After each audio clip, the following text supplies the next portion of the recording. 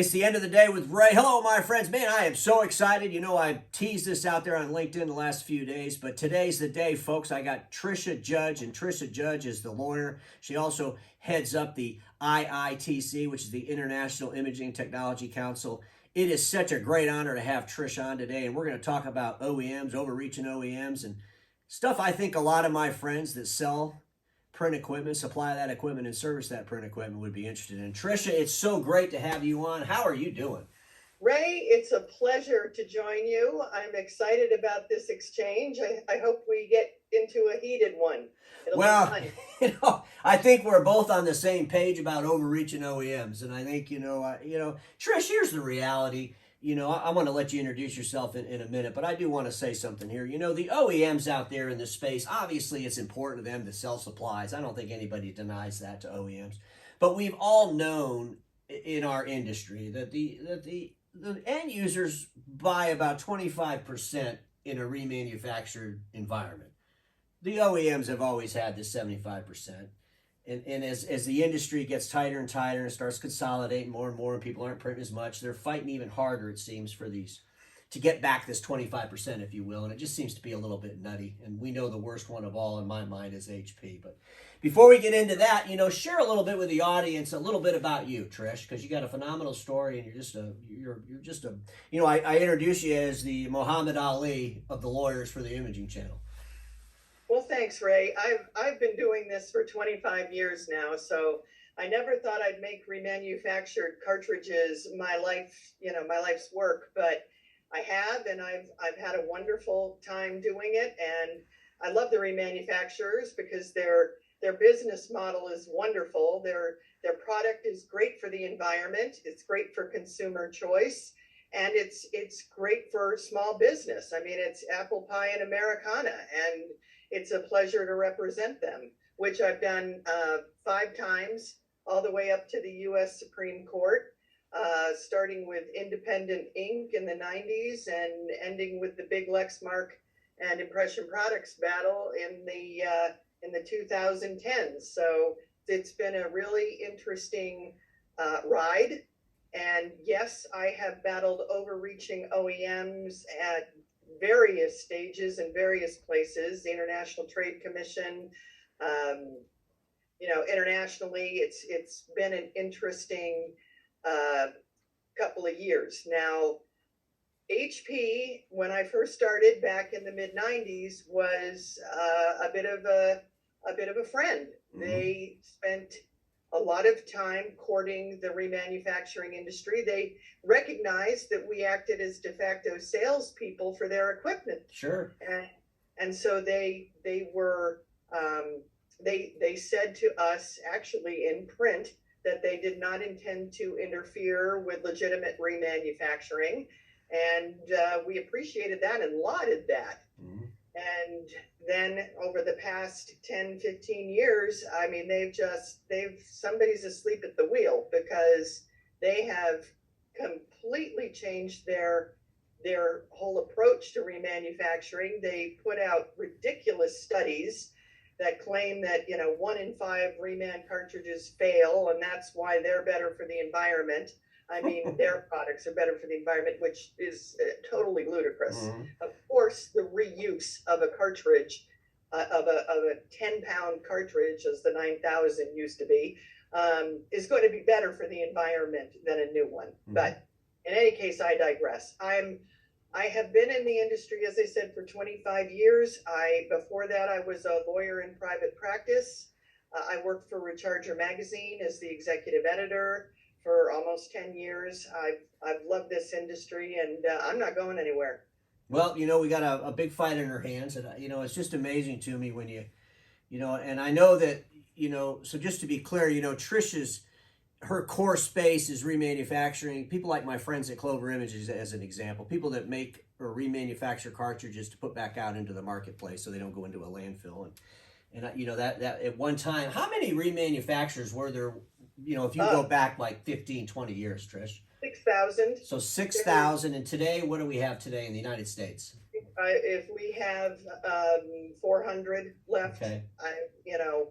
And you've got some that, unfortunately, or fortunately, we've had to adapt to survive. Sure. So there has been a fair amount of hybridization, if you would. They outsource a lot. Companies like Clover, which is a pure remanufacturer, Mm-hmm. are very rare. I mean, there are very few left that can remanufacture every SKU and also have the ability to provide everything for everyone. It's just Sure. not possible anymore. The HP printer breeding program of the late 90s saw an end to that. They changed their model from putting out 6 to 10 models a year to 30 to 50, and there was just no way to keep up with all the cores.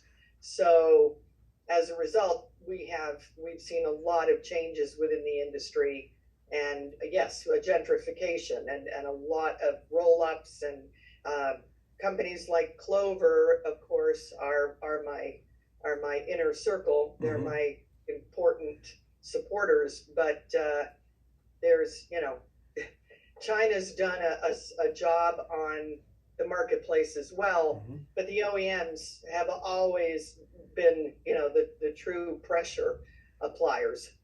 Which is amazing. In the heyday, HP, they only had 4 or 5 or 6 models, and now they keep coming out with new models. They're, I did this in a video not too long ago, but they talk about, hey, send us back your cartridges so we could shred them all up and use the plastic to make more printers. So, so their goal is to make more printers. That they call that recycling, when the customer probably doesn't need a new printer anyway. But And I've been to places like Huayu, China, where recyclers ship their plastics, mm-hmm. and they end up overseas in a place like Huayu where they are melted down, and for what little metal is in them, and the burning styrene has destroyed their air quality. Mm-hmm. 1 in 4 kids has some sort of respiratory problem, and it's destroyed the water table of the town. All the potable water has to be brought in. I mean, talk about your basic toxic nightmare. Mm-hmm. Well, how do we define recycling and all this? Yeah. There should be more. They should have more teeth into that, because HP, they'll run around and tell the whole world they're the greenest company in the world, and sometimes I question that. Or if they were the greenest company in the world, they would let people use remanufactured cartridges in 25% of their customers without giving them a hard time. Ray, they are the expert in greenwashing. I have never encountered a company that greenwashes to the extent that Hewlett Packard does. Well, HP Inc. Yeah, HP Inc. No wonder they ran away from them. But I would tell you that it is amazing to me, and even the way they publicize their financial information and the whole company, I don't see them really building themselves a future. It's all about trying to sell the last printer to the last person that prints, and they want to make sure that in that printer is their cartridge, and they're going to do everything they can to make that happen. And there is a business mindset that obviously you want your supplies to go into your products, but at the end of the day, there's also a business mindset out there where people are trying to protect the environment, and they want to have remanufacturing as part of their deliverable themselves. I mean, even customers. I mean, some customers, some governments around the world, and we talk about that in a minute, but maybe it's just a percentage. We want to use a percentage of our printer cartridges to be remanufactured. The other percentage can be OEM. So why do we still, after all these years, I mean, are they just going to fight like this till the end? I mean, in your opinion? I've seen them change direction so many times. I think if they don't have a good strategy, a good business plan in place, they go to the old standby, which is destroy the competition. Mm-hmm. And the competition being the remanufacturing community. If they saw us for what we are, which is a valuable asset, mm-hmm. that they could use in their MPS programs, employ remanufactured cartridges, and it'll drop the cost per page dramatically, plus be a true green selling point. But they want everything. They want to control the whole channel from top to bottom, and it's a shame. I mean, I have a Hewlett Packard printer because for years, as I said, we supported them. Mm-hmm. But now they've taken off the gloves. This Amplify program is a total joke. We could do like 4 episodes on that, and I know I want to talk to you about that more with time to come. But what's your opinion of that right out of the box? I mean, Well, first of all, anytime you're sharing your customer data with an OEM, you are courting disaster. mm-hmm. Hewlett, sorry, I keep going back to Hewlett Packard. HP wants to sell. I have to believe that they're burning to sell their company. Mm-hmm. And what better way to fatten your bottom line than to have all the data on all of your customers? And, the question's been out there, when are they going to go direct? You're just feeding that fire if you hand over. Oh, absolutely. And that's why I question sometimes the relationships they have with some of the big distribution houses, our friends over at Tech Data or Ingram Micro, and but you're exactly right. Why do you want to feed an OEM all of this data? You make a great point. They've spent $11 billion buying their own stock since 2019. They're building this. I believe it's a facade. And what better way, or let's add some more value by getting a whole bunch of data from resellers that are willing to give it to them. But Tricia, it goes back to the resellers themselves, and I'm hoping that I've had Bob Goldberg, the BTA lawyer, on here, and he talked about how crazy he thought that thing was. And we got you on here today, but why are the resellers doing this? I mean, there's got to be a better way to save a few dollars on a piece of hardware. I would challenge the dealers to sit down with a Clover or a Static Control or an American Laser Products or any of the big remanufacturers and do the math. Mm-hmm.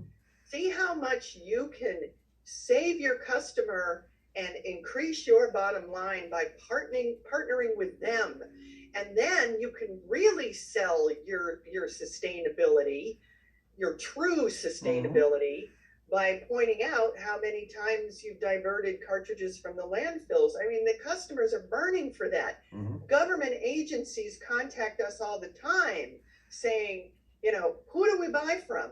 Some of these governments have mandates that we got passed in the late 90s that say they must buy remanufactured products if they're available.